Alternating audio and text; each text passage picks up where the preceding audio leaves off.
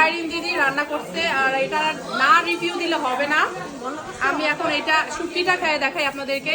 শুটকি দিয়া এত, আমি একটু অলরেডি মুখে দিতে, অনেক মজা।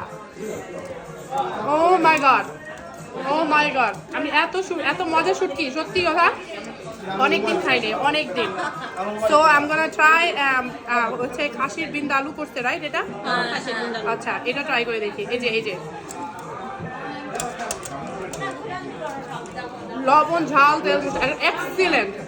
আমি বলবো যে অনেকদিন এরকম মজা রান্না খাইনি, সত্যি কথা, যেটা আমি আসল রিভিউ দিচ্ছি।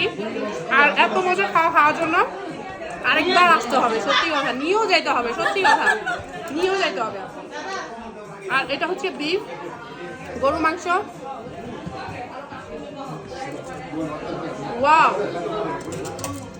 আমি সত্যি মানে কি বলবো, দিদি যে এত অ্যামেজিং রান্না করে, দাদা আপনি কিভাবে, মানে আর ইউ রিয়েলি লাকি।